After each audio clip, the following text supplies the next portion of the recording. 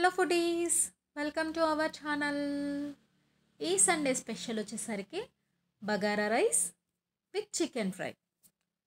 Sunday అంటే non veg లేకుండా ఎలా చెప్పండి? మనకు అసలే ముక్కలేందే ముద్ద దిగదు. సో సింపుల్గా నా స్టైల్లో, మన నానమ్మ వాళ్ళు ఎలా చేస్తారో ఆ స్టైల్లో చేశాను. సో ఫస్ట్ అయితే నేను ఒక 1/2 kg చికెన్ అయితే తీసుకున్నాను. దాంట్లో కొంచెం సాల్ట్, పసుపు వేసి నీట్గా వాటర్తో వాష్ చేశాను. సో ఆ వాటర్ అంతా వంపేసి మళ్ళీ సెకండ్ టైం వాటర్ తీసుకొని ఆ వాటర్లో నుంచి చికెన్ అంతా నీట్గా గట్టిగా పిండేసి పక్కన పెట్టేశాను, వాటర్ ఏం లేకుండా. అలాగే ఒక కడాయిలో ఆయిల్ 3 టేబుల్ స్పూన్ ఆయిల్ అయితే తీసుకున్నాను. ఆయిల్ కొంచెం హీట్ అయిన తర్వాత దాంట్లో మసాలా ఇంగ్రీడియంట్స్ ఏదైతే ఉన్నాయో చెక్క, లవంగ, ఇలాచి, అలాగే ఫ్లవర్ ఉంటుంది కదా, ఇవన్నీ వేసేసాను. సో అది కొంచెం ఫ్రై అయిన తర్వాత ఒక పెద్ద సైజ్ ఆనియన్ అయితే తీసుకున్నాను. ఆనియన్ కూడా కొంచెం లైట్ బ్రౌన్ కలర్లోకి వచ్చిన తర్వాత 3 మిర్చి అయితే వేసుకున్నాను. మిర్చి కూడా కొంచెం ఫ్రై అయిన తర్వాత ఒక టేబుల్ స్పూన్ అల్లం వెల్లుల్లి పేస్ట్ అయితే వేసుకున్నాను. నాకైతే ఇక్కడ కొంచెం బాగా ఫ్రై అయినాయి, అంత ఫ్రై అవ్వాల్సిన అవసరం లేదు. సో కొంచెం ఫ్రై అయింది. సో అల్లం వెల్లుల్లి పేస్ట్ కూడా కొంచెం ఫ్రై అయ్యి మనకి పచ్చివాసన అంతా పోయిన తర్వాత మనం ముందుగా వాష్ చేసి పక్కన పెట్టేసుకున్న చికెన్ అనేది యాడ్ చేసుకోవాలి. చికెన్ అంతా వేసేసిన తర్వాత ఒకసారి మొత్తం మళ్ళీ కలుపుకోవాలి. ఒక 2 మినిట్స్ జస్ట్ అలా కుక్ అయిన తర్వాత 1/2 టీ స్పూన్ పసుపు అయితే వేసుకోవాలి. మనకి పసుపు వేసుకోవటం వల్ల కర్రీ అనేది చాలా త్వరగా కుక్ అవుతుంది. సో నెక్స్ట్ మన టేస్ట్కి సరిపడా నేనైతే ఇక్కడ ఒక టేబుల్ స్పూన్ సాల్ట్ అయితే వేసుకున్నాను. ఎందుకంటే మనం ముందుగా వాష్ చేసేటప్పుడు కొంచెం వేసుకున్నాం కదా. సో ఇక్కడ ఒక టేబుల్ స్పూన్ సాల్ట్ అయితే వేసుకున్నాను. సో తర్వాత మొత్తం ప్రాపర్గా మళ్ళీ మిక్స్ చేసుకోవాలి. మొత్తం మిక్స్ చేసి మూత పెట్టేసేయండి. మూత పెట్టేసి ఒక 10 మినిట్స్ అలా వదిలేయండి. మనకి చికెన్లో ఉన్న వాటర్ అంతా వచ్చేస్తుంది. ఆ వాటర్తోనే కుక్ అవుతూ ఉంటుంది.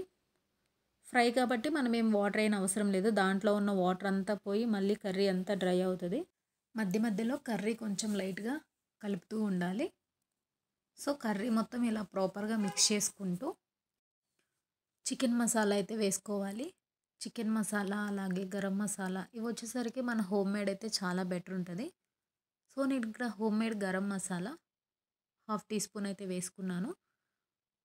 సో గరం మసాలా తర్వాత నెక్స్ట్ ధనియా పౌడర్ ఒక 1/2 టీ స్పూన్ అయితే వేసుకున్నాను. ఇవి రెండే వేసుకున్న తర్వాత కర్రీ ఒకసారి మళ్ళీ మొత్తం మిక్స్ చేసుకొని నెక్స్ట్ ఒక టేబుల్ స్పూన్ కారం అయితే వేసుకున్నాను. మీ టేస్ట్కి సరిపడా, నాన్ వెజ్ కాబట్టి కొంచెం ఎక్కువ ఉన్నా ఓకే, నో ఇష్యూ. సో మరీ తక్కువ తినేవాళ్ళు కొంచెం తక్కువ వేసుకోండి.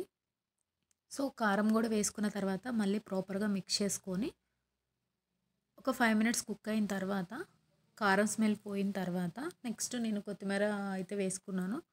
కొత్తిమీర వేసిన తర్వాత ఇంకో 5 మినిట్స్ కుక్ అయితే మనకి ఫైనల్లీ కర్రీ అయితే రెడీ అయిపోతుందండి.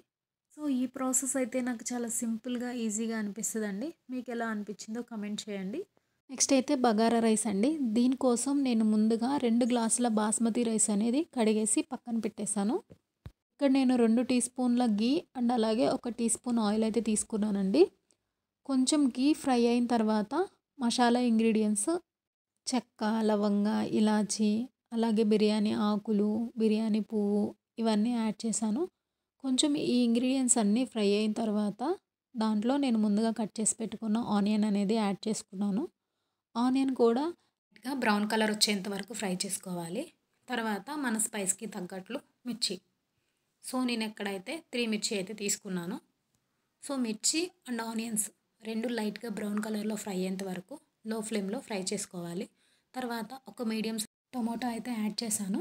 టొమాటో కూడా కొంచెం మగ్గిన తర్వాత ఇక్కడ అల్లం వెల్లుల్లి పేస్ట్ వేసుకోవాలి. అల్లం వెల్లుల్లి పేస్ట్ క్లిప్ అయితే మిస్ అయింది, మీరు ఇక్కడ అల్లం వెల్లుల్లి పేస్ట్ యాడ్ చేసుకోండి. తర్వాత మన టేస్ట్కి సరిపడా సాల్ట్ అండ్ అలాగే ఒక 1/2 టీ స్పూన్ పసుపు ఇవన్నీ వేసిన తర్వాత ఒకసారి మొత్తాన్ని ప్రాపర్గా మిక్స్ చేసుకోవాలి. మొత్తం మిక్స్ చేసిన తర్వాత ఒక 2 to 5 మినిట్స్ మనకి కుక్ అయిన తర్వాత నెక్స్ట్ మనం ఎంత క్వాంటిటీలో రైస్ అయితే తీసుకుంటామో, ఫర్ ఎగ్జాంపుల్ ఇక్కడ నేను 2 గ్లాసెస్ రైస్ తీసుకున్నాను. సో బాస్మతి రైస్ కాబట్టి నేను ఇక్కడ 3 గ్లాసుల వాటర్ అయితే వేసుకున్నాను. సో నార్మల్ రైస్కి అయితే మనం ఎంత రైస్ తీసుకుంటామో దానికి డబల్ వాటర్ వేస్తాం. బాస్మతి రైస్కి కొంచెం వాటర్ తగ్గించి వేయాలి. సో నేను ఇక్కడ 2 గ్లాసులు రైస్ తీసుకున్నాను కాబట్టి 3 గ్లాసులు వాటర్ అయితే వేసుకున్నాను. సో ఫైనల్గా వాటర్ వేసిన తర్వాత ఒకసారి మొత్తం కలుపుకొని టేస్ట్ అయితే చెక్ చేసుకోండి ఉప్పు సరిపోయిందా లేదా అనేది. సో ఆ ఎసరంతా తెరిలిన తర్వాత మనం ముందుగా సోక్ చేసి పక్కన పెట్టిన రైస్ అనేది యాడ్ చేసుకోవాలి. సో రైస్ మొత్తం యాడ్ చేసిన తర్వాత ఒకసారి మొత్తం కలిపేసి ప్రెషర్ కుక్కర్ మూత అయితే క్లోజ్ చేసుకోవాలి. ఇక్కడ రైస్ అనేది వాటర్ వేసినప్పుడే ఫస్ట్ కూడా వేయొచ్చండి, అలా కూడా ప్రాసెస్ చేయొచ్చు. కానీ నేనైతే వాటర్ ఇక్కడ బాగా తెరిలిన తర్వాతే రైస్ వేసాను. సో మనకి ప్రెషర్ కుక్కర్ మూత పెట్టేసిన ఒక 10 మినిట్స్లో మనకి రైస్ అనేది ఉడికిపోతుంది. ఒక విజిల్ వచ్చేసరికి నాకు రైస్ అయితే ఉడికిపోయింది. ఇక్కడ చూసారు కదా, వేడి వేడి బగారా రైస్ అయితే రెడీ అయిపోయింది. సో నెక్స్ట్ టైం మీరు తప్పకుండా ట్రై చేయండి. చాలా సింపుల్ అండ్ టేస్టీ రెసిపీ అండి. మనకి ఇక్కడ చికెన్ ఫ్రై, బగారా రైస్ ఉండగా రైతా లేకపోతే ఎలా చెప్పండి. సో రైతా ఎలా చేయాలో సింపుల్గా చెప్పేస్తాను. ఇక్కడ నేను 250 గ్రామ్స్ కర్డ్ అయితే తీసుకున్నానండి. దాంట్లో కొంచెం కొత్తిమీర అండ్ అలాగే ఒక మీడియం సైజ్ ఆనియన్, అలాగే పచ్చిమిర్చి, కీరా, మన టేస్ట్కి సరిపడా సాల్ట్, ఇవన్నీ మొత్తం యాడ్ చేసి మనకి ఇక్కడ కావాలంటే టమాటో కూడా యాడ్ చేసుకోవచ్చు. అండ్ అలాగే దానిమ్మ గింజలు అవి వేసుకున్నా బాగుంటుంది. సో ఇవన్నీ వేసేసి మొత్తం ఒకసారి ప్రాపర్గా కలిపేస్తే మనకి చల్ల చల్లని రైతా అయితే రెడీ అయిపోతుంది. ఐ హోప్ మీకు నచ్చుతుందని అనుకుంటున్నాను. చూసారు కదా, మీ ఎమ్మి బగారా రైస్, చికెన్ ఫ్రై, చల్లటి పెరుగు.